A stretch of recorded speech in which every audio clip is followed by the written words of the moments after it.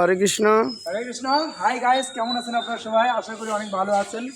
তো আমি এই মুহূর্তে আমরা চলে আসছি 51 মহাপীঠের অন্যতম মা রানী ভবানী খ্যাত। এটি বগুড়া জেলার শেরপুর উপজেলায় স্থাপিত ভবানীপুর ইউনিয়নে। এখানে দেশ বিদেশ থেকে অনেক দর্শনার্থী তারা এখানে আসেন এবং এখানে এটা তীর্থখ্যাত একটা মহাতীর্থপূর্ণ ভূমি। তো এখানে আমরা কথিত আছে যে দেবাদিদেব মহাদেব যখন সতী দেহত্যাগ করার পর তাণ্ডব নৃত্য করেছিলেন, তারই মা সতীর একটা অংশ এখানে পড়েছিল। এইদিকে করবেন, তো সেখানে একটা পড়েছিল, সেই অংশটাই এখানে যে পড়েছিল সেটাই এখানে একটা মহাতীর্থ স্থানে পরিণত হয়েছে। তো সবাইকে আমরা এই ভবানীপুর এই মহাপীঠ থেকে আপনাদেরকে স্বাগত জানাচ্ছি। এখানে শাঁখারি পুকুর, এটা আপনাদেরকে দর্শন করাচ্ছি আমরা। তো দর্শক, আপনারা আসুন আমাদের সঙ্গে, আপনাদেরকে আমরা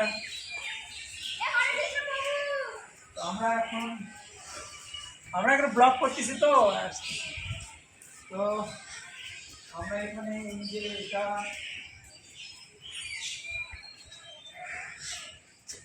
ভক্তবৃন্দ, হাই গাইস, এটা হচ্ছে পূর্ণ স্নান ঘাট।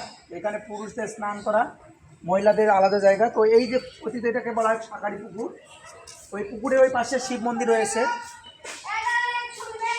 কয়েকটা ওই পাশে শিব মন্দির রয়েছে এই পাশে। তো এটা কথিত আছে যে মা দেবী মা সীতা একসময় এই পুকুর ঘাটে তিনি শাঁখা নিয়ে ডুবে গিয়েছিলেন বা হাত তুলে, পরবর্তীতে তিনি তার ভক্ত উদ্দেশ্যে দেখাইছেন সেই মহাত্মা ব্যক্তিদেরকে, যার জন্য এই পুকুরটার নাম হচ্ছে শাঁখারি পুকুর। আরও অনেক বিস্তারিত আপনারা জানতে পারবেন, এখানকার বই রয়েছে, আপনারা সেটা দেখে সেখান থেকে এটা অনেক কিছু আপনার তথ্য আপনারা জানতে পারবেন। তো এই হচ্ছে বিষয়। তো আপনাদেরকে আমরা আরও মন্দিরটা ঘুরে দেখাবো গাইস, আপনারা আমাদের সঙ্গে থাকুন। কিছু বলবেন? আপনি এমনি একটা ছবি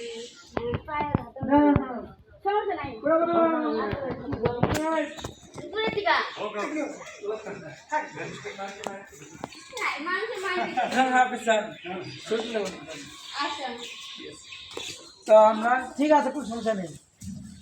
তো এইটা পড়তেছি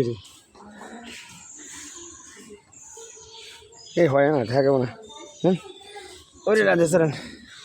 তো আমরা জান, তুমি কিছু বললে বলো, তুমি যাও না তোমাকে নেই ক্যামেরা দিই, তুমি নাও রে, যাও সামনে, যাও হাঁটে হাঁটে যাও। না, ওরা আমার ভালো হয় না। তো আমার বন্ধু তিনি হচ্ছেন এই ক্যামেরাম্যান। কেমন আছেন? এই তো আছি প্রভু, আপনাদের আচ্ছা, এই তীর্থ সম্পর্কে কিছু বলতে পারবেন? তো এই চিত্রটি হলো, হ্যাঁ, যখন মা সতী দেবী দেহত্যাগ করেন, তো সতী বিরহে যখন শিব শঙ্কর মাতা সীতাকে, হ্যাঁ, এই সতী দেবীকে যখন তিনি তাণ্ডব লীলায় অংশগ্রহণ করেছিলেন, সেই সময় তার যে 21টা খণ্ড হয়, 51 খণ্ড হয়, সেই 51 খণ্ডের অন্যতম একটি খণ্ড হলো এই ভবানীপুর। হরে কৃষ্ণ। আপনারা সকলে আসবেন, এসে এখানে মা সতী মায়ের সেই পুণ্যক্ষেত্র, পুণ্যধাম, তারাপীঠ, অন্যতম তারাপীঠ, এখানে এসে আপনারা সকলেই মাকে দর্শন করবেন, নিজের জীবনকে ধন্য করবেন। হরে কৃষ্ণ। আমি ভূতলিদের সামনে দরজা শুনে তুলবে।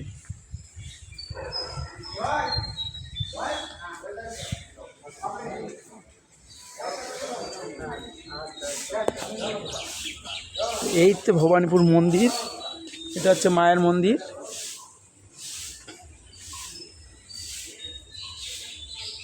পুরো মন্দিরটা আপনাদেরকে আমরা দেখাচ্ছি। এখানে পাতাল ভৈরবের মন্দির। হরে কৃষ্ণ। হরে কৃষ্ণ, জয় রাধে।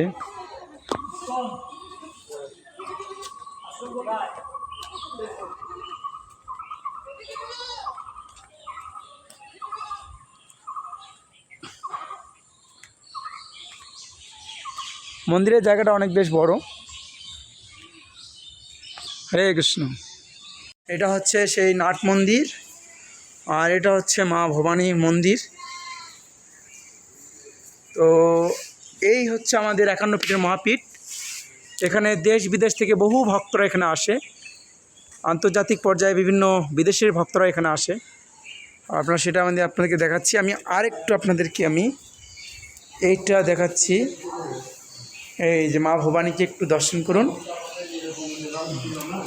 হরে কৃষ্ণ।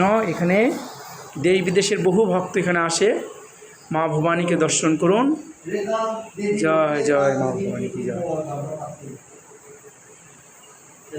এখানে প্রতিদিন অর্চনা হয়, এটা তো কোনো বন্ধ নেই, সারাদিন প্রতিদিন। আচ্ছা ঠিক আছে, এনারা সেবায়িত। হরে কৃষ্ণ হরে কৃষ্ণ। এটা বেলতলা, এখানে আমাদের বন্ধু। এটা হচ্ছে প্রবেশ গেট, এখানে তৈরি হচ্ছে। তো সবাইকে অসংখ্য ধন্যবাদ আজকের এই মিনি ব্লগ থেকে। একটু আমাকে নিয়ে অটোতে চড়া বন্ধু দেখান। তো আবার আপনাদের সঙ্গে দেখা হবে কোনো এক সময়। সে বন্ধু ভালো থাকবেন, সুস্থ থাকবেন। হরে কৃষ্ণ। চলুন আপনাদেরকে নিয়ে যাই। হরে কৃষ্ণ। আর অবশ্যই আপনারা বগুড়ায় আসলে অবশ্যই এই শেরপুর মা ভবানী আসবেন।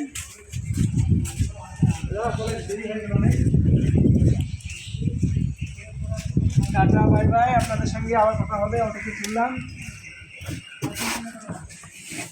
হরে কৃষ্ণ।